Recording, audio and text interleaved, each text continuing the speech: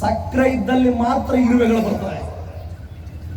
ಏನೇನೋ ಅನ್ಬೋದು, ತುಂಬಾ ಒಳ್ಳೆಯವರು, ಅದ್ಭುತ. ಆ ಅದ್ಭುತ ತುಂಬಾ ಒಳ್ಳೆತನ ತಗೊಂಡು ಉಪ್ಪಿನಕಾಯಿ ಹಾಕ್ಲಿಕ್ಕೆ ಆಯ್ತದ? ಇನ್ನೂ ಗುಡಿಸಲುಗಳು ಹಂಗೆ ಇದಾವೆ. ಸರ್ವೇ ಜನ ಸುಖಿನೋ ಭವಂತು, ಸರ್ವರಿಗೂ ಸಮಬಾಳು ಸರ್ವರಿಗೂ ಸಮಪಾಲು ಅನ್ನುವುದಾದರೆ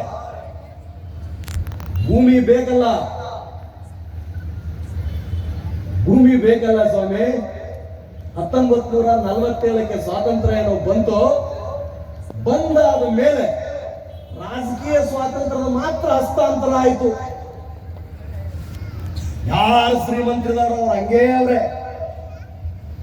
ಅಪ್ಪ ಸಾಯ್ತವನೆ, ಮಗ ಬರ್ತವನೆ, ಖಾತೆ ಬದಲಾವಣೆ ಆದಂಗೆ.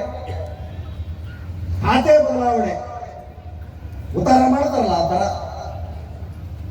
ಯಾವನಾದ್ರೂ ಒಬ್ಬ ಚಿಕ್ಕ ಒಂಟ ಅಂದ್ರೆ ಸಾಕು, ಬಹಳ ಮುಂದೆ ಈ ಸೊಳೆ ಮಗನ್ ಏನಾದ್ರೂ ಮಾಡಬೇಕು.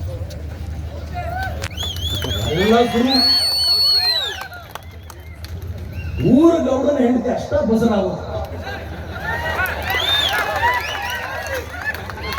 ರವಿಚಂದ್ರನ್ ಅವರು ಒಳ್ಳೆ ಶರ್ಟ್ ಹಾಕಂಗಿಲ್ಲ, ಸಿಪಾಯಿ ಮಗ ಅಲ್ಲವ, ದ್ಯಾಮಪ್ಪ ತಳವಾರಕೇರಿ ಹುಡುಗ. ಇವ ಹೆಂಗಲೇಪ್ಪ ಈ ಮಠಕ್ಕೆ ಬಂದ? 3,000 ಕೋಟಿ ಹುತ್ತೇರಿ ದಿನಕ್ಕೆ 85 ಲಕ್ಷ ಮಾಡ್ಬೇಕಿತ್ತು ಹಂಗಿದ್ರ. ಹೋಗಿ ಕೇಳಿ ಯಾವ್ಯಾವ ಜಿಲ್ಲೆಗಳಲ್ಲಿ ಕೆಲಸ ಮಾಡಿದ್ದೀನಿ. Belgaum, Vijayanagara, Davanagere SP, Hassan, Shivamogga, Mysuru, Bangalore rural, DCP west. ನಾನು ಎಲಿಗೊತ್ತು ಕೆಲಸ ಮಾಡಿ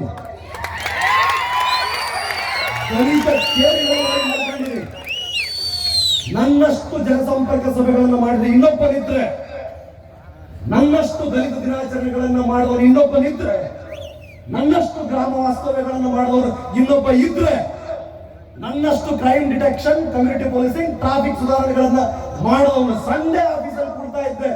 ಹಾಸನದಲ್ಲಿ ಕೇಳಿ, 9 ಗಂಟೆಗೆ ಹೋದ್ರೆ ರಾತ್ರಿ 10 ಗಂಟೆಗೆ ಬರ್ತಿದ್ದೆ. ದೊಡ್ಡ ಮಗಳು ಭೂಮಿ ಹುಟ್ಟುವಾಗ ನೋಡಲೇ ಇಲ್ಲ, 13 ದಿನ ನೋಡಲಿಲ್ಲ. 2ನೇ ಮಗಳು ಹುಟ್ಟಿದಾಗ ಟಿ ನರಸೀಪುರದಲ್ಲಿ ಬಂದೋಬಸ್ತ್ ಮಾಡ್ತಾ ಇದ್ದೆ. ಕಾಕಿ ಇಲ್ಲದೆ ಒಂದು ದಿವಸ ಇರ್ತಿರ್ಲಿಲ್ಲ. ಅನ್ನೋನ್ ನಂಬರ್ ವಾಪಸ್ ಫೋನ್ ಮಾಡಿ, ನಾನು ರವಿ ಡಿ ಚನ್ನಣ್ಣವರ್ SP ಮಾತನಾಡ್ತಿದ್ದೀನಿ, ಫೋನ್ ಮಾಡಿದ್ದಲ್ಲಪ್ಪ, ಏನ್ ನಿಮ್ ಸಮಸ್ಯೆ ಅಂತ ಕೇಳ್ತಾ ಇದ್ದೆ. ಸಮಸ್ಯೆ ಹೇಳಿದ 3ನೇ ದಿವಸ ನಾನಿಂದ ಇನ್ಸ್ಪೆಕ್ಟರ್ ಹೇಳಿದ್ದೆ, ನಿಮ್ ಸಮಸ್ಯೆ ಪರಿಹಾರ ಆಯ್ತೋ ಇಲ್ವೋ ಅಂತ ವಾಪಸ್ ಕೇಳ್ತಾ ಇದ್ದೆ. ಪ್ರತಿ ಜಿಲ್ಲೆಯಲ್ಲಿ SC STಗೆ ಸಿಗಬೇಕಾದ ಸೌಲಭ್ಯ, OBCಗೆ ಸಿಗಬೇಕಾದ ಸೌಲಭ್ಯ, ಸಂವಿಧಾನ ಅಂದ್ರೆ ಏನು, ಜನಸಾಮಾನ್ಯನಿಗೆ ಸಿಗಬೇಕಾದ ಸವಲತ್ತುಗಳೇನು, ಜಿಲ್ಲಾ ಮಟ್ಟದಲ್ಲಿ ಇರುವ ಇಲಾಖೆಗಳು ಎಷ್ಟು, ಅವರ ಕರ್ತವ್ಯಗಳೇನು, ಪೊಲೀಸ್ ಕಾನ್ಸ್ಟೇಬಲ್ ಅಂದ್ರೇನು, PSI ಅಂದ್ರೇನು, ಅವ್ರ ಕರ್ತವ್ಯ ಏನು, FIR ಅಂದ್ರೇನು, ಸಮನ್ಸ್ ಅಂದ್ರೇನು, ವಾರಂಟ್ ಅಂದ್ರೇನು, ದೋಷಾರೋಪಣ ಪಟ್ಟಿ ಅಂದ್ರೇನು, ಯಾಕೆ ಅರೆಸ್ಟ್ ಮಾಡ್ತೀವಿ, ಯಾಕೆ ಬಿಡ್ತೀವಿ, ಪ್ರತಿಯೊಂದನ್ನು ಪ್ರಿಂಟ್ ಮಾಡಿ ಪ್ರತಿ ಶಾಲೆ, ಪ್ರತಿ ಗ್ರಂಥಾಲಯ, ಪ್ರತಿ ಗ್ರಾಮ ಪಂಚಾಯತಿ ಕಚೇರಿ ಕೊಟ್ಟಿದ್ದೆ, ಕೊಡ್ತಾ ಇದ್ದೀನಿ.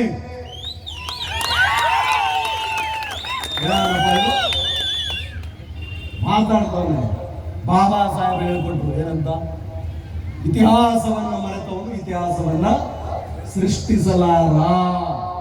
ಎಂತ ಇತಿಹಾಸಪ್ಪ ನಮ್ದಾಗಿದ್ರೆ,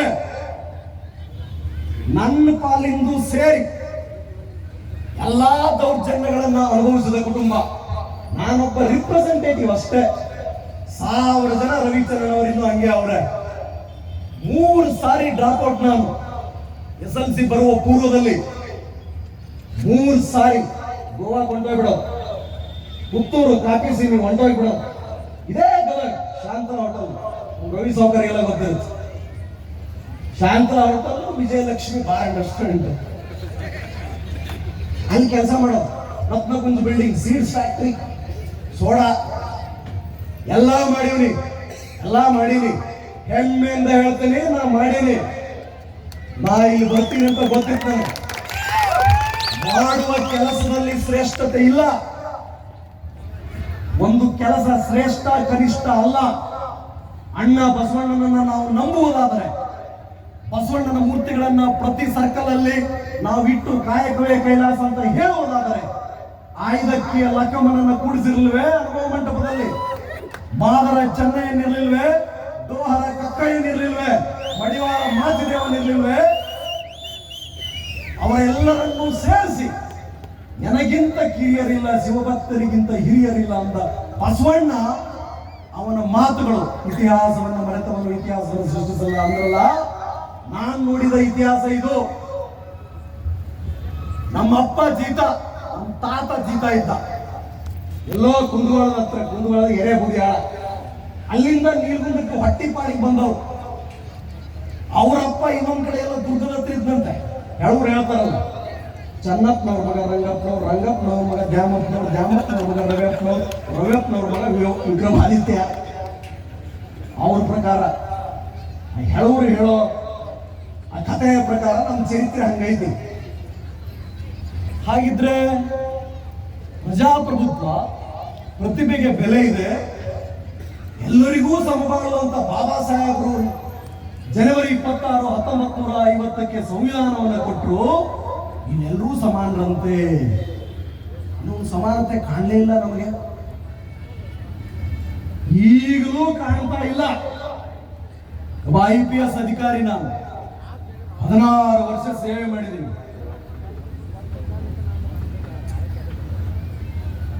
16 ವರ್ಷ ಸೇವೆ ಮಾಡಿದ್ದೀನಿ. ಈಗಲೂ ಇಲ್ಲ, ಬರಬೇಕಾಗಿದೆ. ಯಾವಾಗ ಬರುತ್ತದು? ನನ್ನೊಬ್ಬರಿಂದ ಆಯ್ತದ? ಬಾಬಾ ಸಾಹೇಬರು ಅವರ ಆಶೋತ್ತರಗಳನ್ನ ಎಲ್ಲಿವರೆಗೆ